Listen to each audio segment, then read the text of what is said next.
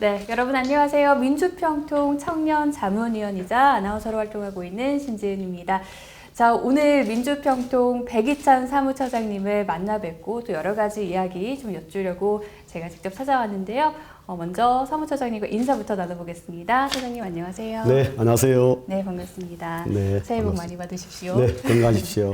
네, 벌써 취임이 한 20여일 정도 되셨어요. 지난해 12월 25일에 또 민주평통 제24대 사무처장으로 취임을 하셨는데요. 많이 바쁘시죠? 어떻게 네. 지내고 계십니까? 네, 잘 아시다시피 저는 12월 25일 네. 크리스마스 날 임명이 되었는데요. 자부심과 자신감을 가지고 우리 모두 사명에 충실한 조직, 비전에 성실한 사람을 향해서 나아갑시다. 그래서 지난 한 달 동안 업무를 파악하고 또 2021년도에 업무 계획을 수립하느라고 말 그대로 정신없이 네. 지냈습니다. 자, 개인적인 질문을 먼저 좀 드려보고 싶습니다. 대구에서 태어나고 자라셨어요. 그리고 서울에서 대학을 또 졸업을 하셨고, 이런 기사를 봤는데요. 평화 통일을 위해 살아야겠다. 이런 다짐을 하셨다고. 근데 혹시 그 계기가 있었을까요? 네, 그 이야기를 하려면 사실은 좀 길어집니다. 네. 저는 아까 이야기하신 것처럼 우리나라에서 가장 보수적이라고 할 수 있는 대구 경북에서 태어났고요. 네. 거기서 고등학교 때까지 공부를 했습니다. 그래서 운 좋게 서울에 와서 대학을 다니게 되었는데 1982년이라는 그 시점은 사실은 엄혹한 군사 독재의 시기였죠. 네. 뭐 제 스스로는 열심히 공부해서 우리 부모님들께서 원하시는 그런 삶을 살아야 되겠다 이런 생각을 했죠. 그런데 1982년 봄에 네. 이른바 민주화 운동이라는 것이 학교에서 벌어졌어요. 예. 뭐 이른바 데모죠. 근데 절대로 저는 데모를 하지 않겠다고 그 당시에 결심을 하고 서울에 왔는데 어떤 여학생이 머리채를 잡혀서 끌려가는 모습을 봤어요. 예. 근데 그 모습을 보면서 그때부터 이 삶에 대한 근본적인 고민이 시작됐어요. 네. 데모를 할 거냐 말 거냐에서부터 시작돼 가지고 인생이란 무엇인가, 무엇을 위해서 살 것인가, 어떻게 살 것인가 이런 고민을 하게 되었죠. 그러다가 1학년 여름 방학 때 그 농촌에 내려가서 부모님 일을 도우고 그리고 나서 밤에 지붕 위에 올라가서 네. 하늘을 보는데요. 은하수가 쫙 펼쳐져 있는 거예요. 그러면서 이제 하늘에 대고 제가 물었죠. 인생이란 무엇인가? 실례지만 혹시 그때 대학생 맞으셨죠? 대학교 1학년 때였죠. 네. 대학교 1학년 여름 방학 때인데 인생이란 무엇이냐? 인생을 어떻게 살아야 되느냐? 무엇이 가치가 있느냐? 그렇게 묻는데 제 머릿속에 하나가 딱 떠오르는 거예요. 사랑이 가장 가치가 있다라는 생각이 떠올랐어요. 네. 그런데 이 사랑을 우리 민족에게 적용하면 무엇인가 생각하니까 통일이다라는 생각이 떠올랐어요. 그래서 저는 그때부터 사랑을 위해서 통일을 위해서 살아야 되겠다. 와. 그리고 그 통일을 위해서는 우선 우리 한국 사회가 민주화돼야 된다. 이런 생각이 들었어요. 그래서 그때부터 이제 결심을 하고 뭐 이른바 세속적인 추세를 떠나서 통일을 위해서 살기로 결심하고 그때부터 저는 아마 지금까지 한 40년 동안 네. 통일을 위해서 살아왔다고 생각을 합니다. 네, 대학생 때부터 범상치 않으셨군요. 보통 대학교 1학년 때는 요즘 같으면 물론 요즘 친구도 공부 열심히 하지만 술도 좀 마시고 연애도 하고 그런 때인데 사랑과 평화 통일을 위해서 예. 네, 다짐을 하신 그런 말씀을 들었는데 자, 그 후 40년 가까이 지났잖아요. 예. 말씀해 주신 대로. 그렇다면 지나온 길에 대한 뭐 아쉬움도 있으실 것 같고요. 또 성과도 좀 있으실 것 같은데 어떤 것들이 있을까요? 사실은 뭐 아쉬움 또 힘들었던 일은 네. 이루 말할 수가 없어요.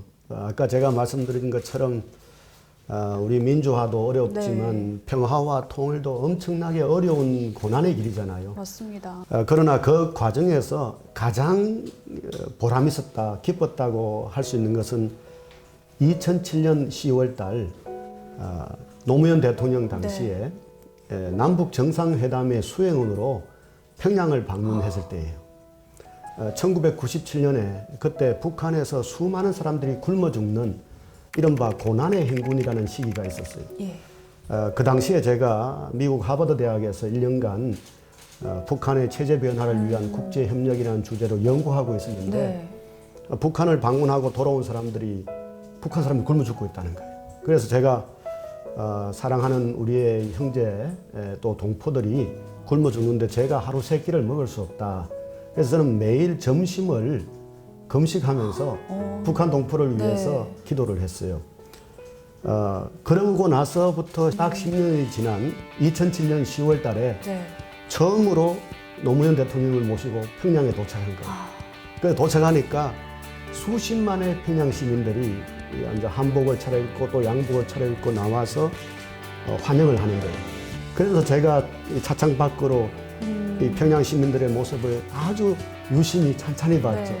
10년 전에 그렇게 북한 동포들을 위해서 금식하면서 이렇게 기도한 생각이 떠올라서 그렇게 보니까 너무나 감격스러운 거예요. 평양에 도착해서 이렇게 평양 시민들을 만나고 나아가서는 당시에 노무현 대통령과 김정은 위원장의 합의문 네. 14선언이라는 것을 만드는 데 일조를 해서 그 합의문 작성팀에서 일을 했고요. 이 시간이 저에게는 가장 보람차고 기뻤던 그런 시간이었다고 생각합니다. 말씀해 주시는 거 듣기만 해도 제 가슴이 다 뭉클해지는데요. 이제 민주평통 사무처장이라는 이 중직을 맡게 되셨습니다. 이 역할이요, 이 사무처장이라는 역할이 사실 이 코리아, 이 한국의 운명을 개척하는 사명을 실천하는 그런 중요한 과정이 또 될 것 같은데요. 취임사에서 아까도 말씀해 주셨다시피 사명에 충실한 조직 그리고 비전에 성실한 사람을 강조해 주셨어요. 이게 구체적으로 어떤 걸 좀 핵심으로 볼 수 있을까요? 네, 민주평화통일자문회의는 네. 헌법상에 있는 조직입니다. 민주평화통일자문회의 법은 크게 세 가지로 우리 민주평화통일자문회의가 무엇을 해야 될 것인지에 대해서 규정을 하고 있습니다. 예. 첫 번째가 평화통일에 대한 국내외의 여론을 수렴하는 기능이 하나 있고요. 네. 두 번째는 평화통일에 대해서 5천만 국민의 합의를 도출하는 게 있어요. 세 번째는 통일에 관해서 국내외뿐만 아니고 전민족적인 의지와 역량을 결집하는 것. 이것에 관해서 대통령께 건의하고 자문에 응하는 이런 역할이 우리의 사명이죠. 예. 이런 것에 저는 충실한 조직이 되어야 되겠다. 이것이 저는 첫 번째이고요. 또 하나는 우리 사무처 직원이 300명이 넘습니다. 이 340명에 달하는 우리의 사무처 직원들이 비전에 성실해야 되겠다라는 거죠. 비전이라는 것은 보통 간절하고 생생한 꿈을 비전이라고 해요. 네. 그래서 우리 사무처는 무엇보다도 평화와 통일을 위해서 존재하는 조직이기 때문에 저는 우리 사무처 직원 한 사람 한 사람이 이 평화 통일에 대한 간절하고 생생한 꿈이 있어야 된다고 생각을 해요. 그래서 이 간절하고 생생한 꿈을 품고 아까 제가 말씀드린 것처럼 적극적으로 소통하고 협업하고 효율적이고 창의적이고 전략적으로 일을 하는 것, 이것이 저는 바로 비전에 성실한 사람이다 이렇게 생각을 하고 있습니다. 네, 정말 모든 민주평통 자문위원 구성원들도 함께 가져야 할 사명인데요. 네. 저도 오늘부터 다시 한번 말씀해 주신 거 새기고 열심히 활동해 보도록 하겠습니다. 자, 올해가 근데 민주평통 창설 벌써 40주년이 되는 해거든요. 말씀해 주신 대로 좀 시대적인 요구에 부응하는 그런 조직이 되기 위해서는 민주평통이 꼭 해결해야 할 과제들이 있을 것 같거든요. 어떻게 보십니까? 우리 민주평화통일자문회의는 의장님이신 대통령을 보좌하는 기구거든요. 네. 그러니까 대통령님 수준의 이 평화 통일에 대한 문제의식을 우리가 갖고 있어야 된다는 거죠. 우리 5천만 국민 또는 전 민족의 평화 통일에 대한 인식이 무엇이고 의지가 무엇인지를 우리가 항상 정확하게 파악할 수 있는 역량이 있어야 되는 거죠. 이제 그렇게 하기 위해서는 저는 남북관계뿐만 아니고 국제정세 그리고 지금 대통령께서 고민하시고 계시는 내용에 대한 정세에 대한 예민함이 있어야 된다고 생각해요. 네. 국제 정세도 파악하고 그렇게 좀 민첩한 기관이 돼야 된다고 해주셨는데 정말 저도 공감을 합니다. 민주평통이 평화통일 정책에 대한 대통령 자문기구로 자문을 잘 하기 위해서는 그만큼 좀 한반도 상황에 대한 정확한 인식이 필요할 것 같은데요. 아무래도 또 많이 활동을 하셨고 지켜봐 오신 분야이기 때문에 누구보다도 절박하게 그 남북 관계나 여러 인식을 갖고 계실 것 같은데요. 현재 상황이 녹록지가 않습니다. 미중의 패권 경쟁 속에서 코리아가 생존을 넘어서 부흥하기 위해서는 어떤 전략을 펴야 할까요? 너무 어려운 질문, 아닙니다. 방대한 질문을 드려서 죄송합니다. 금방 그 질문은 제가 사실은 네.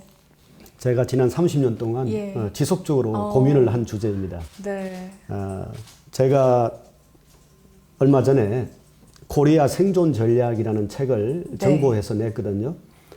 그 책의 초판은 2005년에 코리아 다시 생존의 기로에 서다라는 책이었습니다. 노무현 전 대통령님께서 3번이나 1등을 권하셨다고 예. 기사에서 봤습니다. 네. 많은 곳에서 네.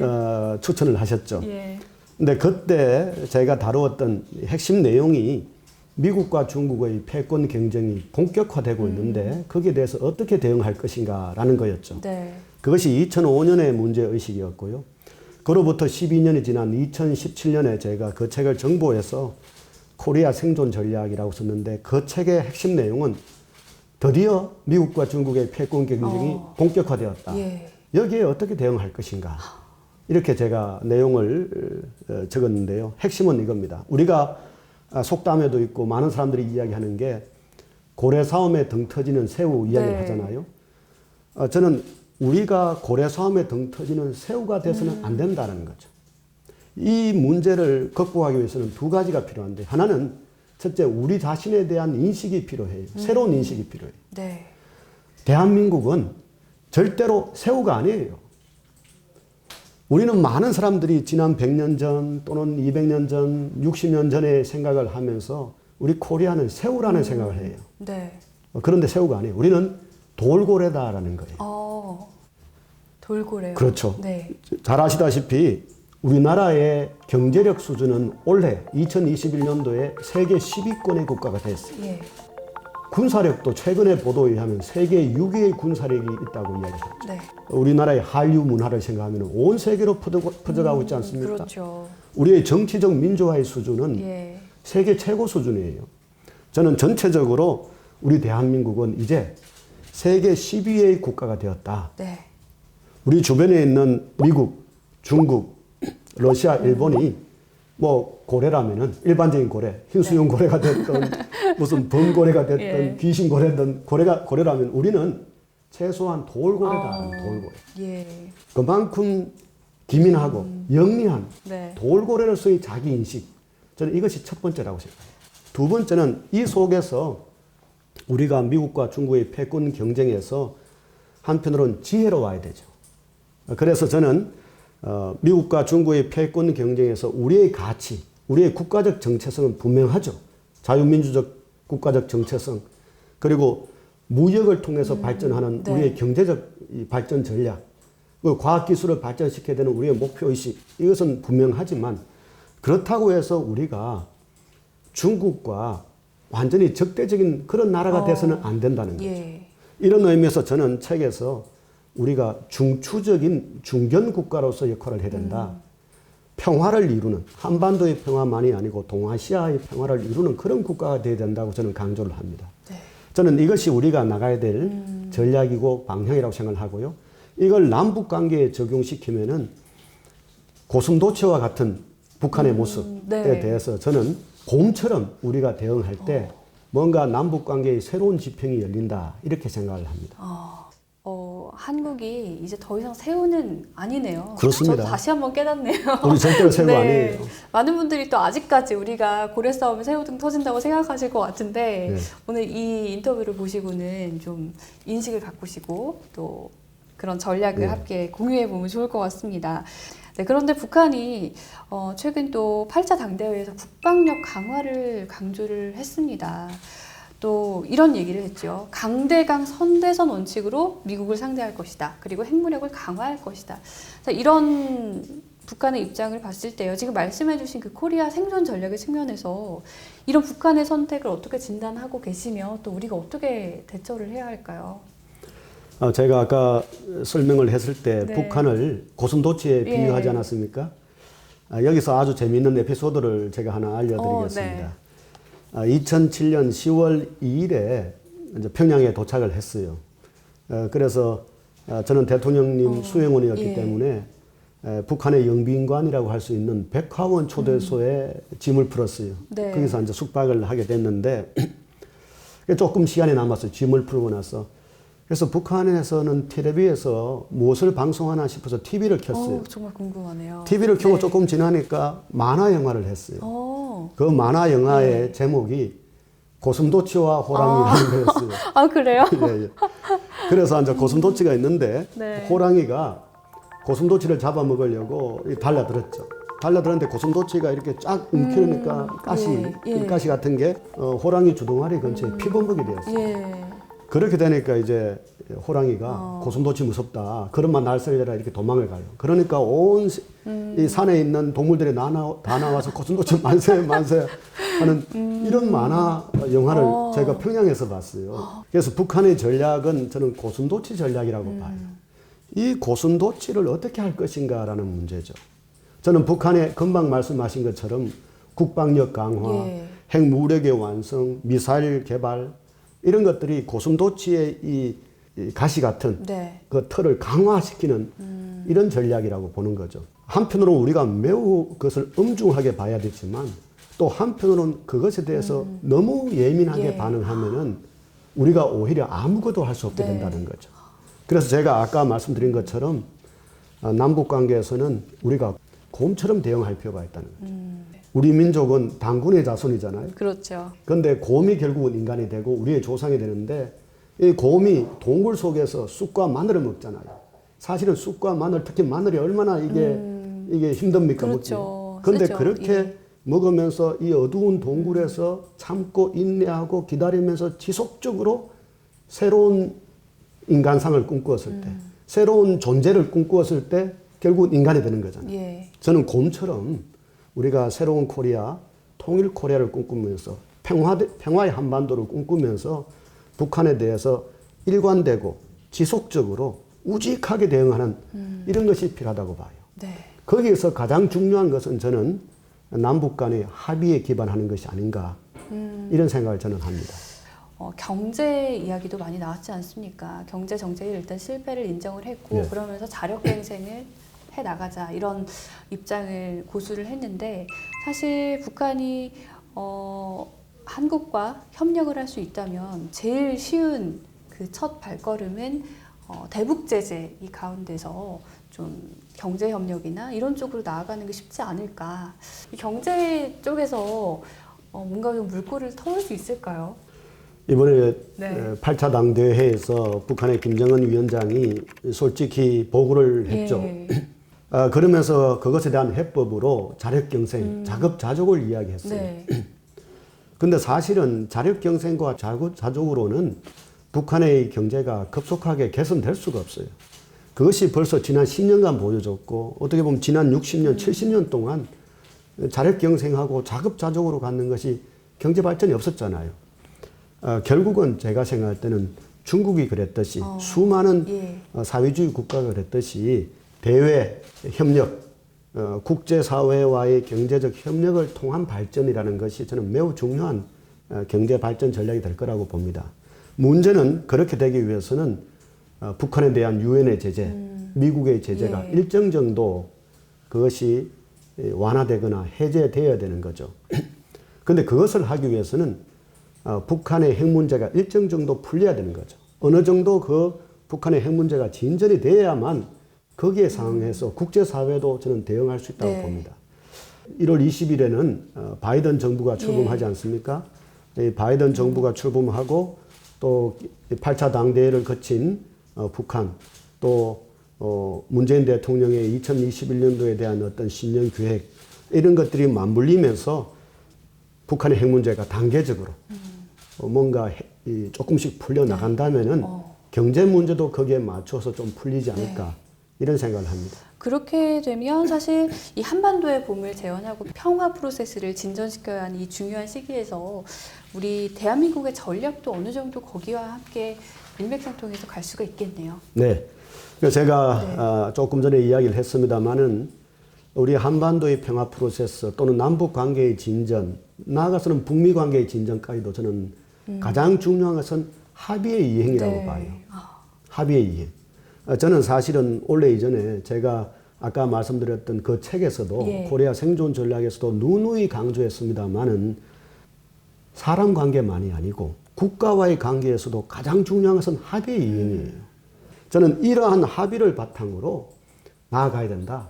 이것이 저는 남북 관계를 푸는 방법이다라고 생각을 하고요. 마찬가지로 미국과 북한 사이에도 합의가 있었어요.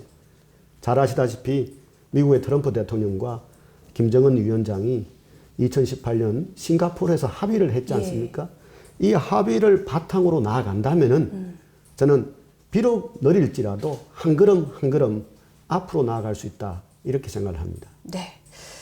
자, 또 바이든 행정부가 이제 출범을 합니다. 북미 관계에 있어서 이 한국의 역할 어떻게 보고 계세요? 바이든 행정부가 이 대외 정책을 수립할 때 두 가지 특성이 있습니다. 트럼프 정부와 비교하면 동맹을 중시한다는 거예요. 그래서 우리 한미 관계는 동맹의 관계 아닙니까? 그래서 저는 바이든 정부가 우리 한국 정부의 입장을 중시할 거다라고 봐요. 또 하나는 바이든 대통령은 전문가들의 의견, 직접적으로 정치를 다뤄본 정책 담당자들의 의견을 매우 중시한다는 거죠. 이런 측면에서 보면은 저는 바이든 정부에서 북한과 미국의 관계는 비약적인 발전이 뭐 설사 없더라도 네. 한 걸음 한 걸음 앞으로 나아갈 수 있는 그런 가능성은 열려 있다 이렇게 봅니다. 이 대목에서 아까 제가 말씀드린 것처럼 한국 정부의 역할이 중요하죠. 문재인 정부는 남북 간의 합의 또는 남북 관계의 발전을 이 협력을 통한 발전을 추구하기 때문에 이러한 이 문재인 정부의 한국 정부의 정책을 저는 중요시할 거라고 보고요. 또 한편으로는 미국의 민주당 정부의 많은 새롭게 지금 임명되고 있는 정책 담당자들을 보면은 북한의 핵 문제가 하루아침에 풀릴 수 없다는 것을 알고 있어요. 결국은 단계적 해법밖에 없다라는 걸 알고 있다고 저는 봐요. 자, 그런 면에서 보면은 미국과 북한의 관계가 아주 뭐 깜짝 놀랄 만한 그런 기적적인 변화는 일어나지 않겠지만 조금씩 이렇게 저는 발전하지 않을까 이런 생각을 하고 있습니다. 네, 어찌 보면 또 그렇게 천천히 한 단계 한 단계 밟아 올라가는 것이 또 장기적으로 봤을 때는 북한과 그리고 이 한국, 미국 모두에게 더 좋지 않을까 그런 생각도 드네요. 예. 자, 앞에서 말씀을 많이 해주셨지만 한 가지 우려스러운 거는 문재인 정부의 임기가 1년 반 정도 남았습니다. 이게 또 짧다면 짧고 길다면 길 시간이겠지만 혹시 우리가 역할을 제대로 할 시간이 있을까 이런 조바심이 좀 드는데 우리가 축구 경기로 비유를 하면은 후반전 한 20분 정도가 남았어요. 네. 근데 후반전 20분은 그것은 적은 시간이 아니에요. 사실은 후반전 20분까지 지고 있더라도 마지막 20분간에 골을 뭐 2골, 3골도 넣어서 역전시킬 수도 있거든요. 예. 잘 아시다시피 노무현 정부에서 14선언을 이끌어낸 네. 그 시점은 임기를 한 5개월도 남겨두지 않은 시점이었거든요. 그러네요. 네. 근데 그때 매우 중요한 합의를 이뤄냈잖아요. 저는 그런 면에서 보면은 문재인 정부의 남은 1년 6개월 동안 남북 관계에서 나아가서는 외교, 안보, 동북아에서 한일 관계, 한중 관계에서도 한미 관계는 물론이고 저는 큰 진전을 이룰 수 있는 그런 시기다 이렇게 저는 생각을 합니다. 네, 1년 반 더 나아가서 앞으로의 이 남북 관계 굉장히 탄탄한 그런 시기가 될 거라는 기대감을 또 주시네요. 네. 고맙습니다. 네, 이제 2021년이 본격적으로 시작이 됐습니다. 우리가 운전수가 돼서 한반도 문제를 잘 운전해 나가기 위해서는 대통령님과 그리고 국민들을 저희가 간극을 좀 메워주고 어떻게 보면 국민의 통합된 힘을 이끌어내야 하잖아요. 어깨가 무거워집니다. 대통령 평화통일정책 자문기구인 민주평통 어떤 역할을 해야 한다고 보십니까? 네, 그동안 우리 문재인 정부가 사실은 중점을 둔 부분 중에 하나가 미국과 북한의 촉진자, 중재자 이런 역할을 하는 거였다고 저는 봅니다. 저는 앞으로도 그런 역할은 여전히 필요하고 또 우리 문재인 대통령께서 또 우리 정부가 열심히 할 거라고 봅니다. 저는 그에 못지않게 중요한 것이 남과 북이 직접적으로 본질적인 문제를 가지고 서로 대화하고 협상하는 것이 저는 필요하다고 봅니다. 당사자가 되어서 대화하고 협상하는 게 필요하다고 봐요. 그렇게 하기 위해서 우리 문재인 정부 또는 우리 문재인 대통령에게 저는 필요한 것이 국민적인 의지의 네. 결집 이런 것이 필요하다고 보는 거죠. 이 측면에서 저는 우리 민주평통자문위원들은 네. 전국에 전 세계에 19,000명이 있거든요. 근데 그분들은 보수와 진보를 모두 망라하고 있습니다. 예. 이 모두 망라한 이 자문위원들이 국민을 대표해서 의지를 결집시키고 그리고 단합된 어떤 이 지혜를 모아낸다면은 우리 문재인 대통령께서도 북한과 협상할 때 훨씬 더 강력한 힘을 가지고 그리고 또 새로운 장벽들을 돌파할 수 있는 이런 힘도 생긴다고 봅니다. 네. 이런 대목에서 우리 민주평통자문회의가 충실히 역할할 수 있도록 앞으로 더욱더 열심히 해야 되겠다는 생각을 하고 있습니다. 아, 든든해집니다. 자, 정말 올 한 해도 바쁘게 달리셔야 할 것 같다는 생각이 드는데, 자, 2021년에 거는 기대가 계실 것 같아요. 새롭게 민주평통 사무처장으로 함께하게 되셨는데, 국민과 또 자문위원께 전하는 메시지 한 말씀 부탁드리겠습니다. 예, 민주평화통일자문회의는 제가 모두에 말씀드린 것처럼 헌법에 의한 네. 기구입니다. 우리 대한민국 헌법은 헌법 4조에 대한민국은 통일을 지향한다라고 규정을 하고 있습니다. 그리고 헌법 66조에는 대통령은 평화 통일에 대한 성실한 의무를 진다 이렇게 규정을 하고 있죠. 통일의 기본적 주체인 5천만 국민 그리고 평화 통일에 대한 성실한 현실적 책임을 지고 있는 대통령 이 두 존재를 헌법상의 두 존재를 연결시키는 역할 이것이 민주평통의 역할이라고 저는 생각합니다. 민주평통이 이러한 역할을 충실히 할 수 있도록 우리 사무처 전 직원들 또 우리 자문위원 19,000분 모두가 열심히 뛰겠지만 우리 국민들께서도 이러한 평화와 통일에 대한 우리 헌법적 가치를 매우 의미 있게 보시고 그와 연관해서 민주평통 자문회의를 도와주시고 또 소통해 주시기를 한편으로는 소망합니다. 특별히 민주, 평화, 통일에 관해서는 예. 우리 자문회의가 그 역할을 충실하겠다는 말씀을 드립니다. 처음에 이런 말씀 해주셨어요. 대학생 때 별을 바라보면서 사랑 그리고 평화 통일을 꿈꾸셨다고. 근데 인터뷰를 진행하는 내내 말씀을 하시는데 20살 때 그 청년의 모습을 본 듯한 그런 느낌이 들었거든요. 정말 열정이 가득하신 분이다라는 것을 제가 느낄 수가 있었습니다. 아무쪼록 2021년을 넘어 쭉 한반도의 평화를 위해 애써주시길 다시 한번 부탁드립니다. 오늘 말씀 고맙습니다. 네, 감사합니다.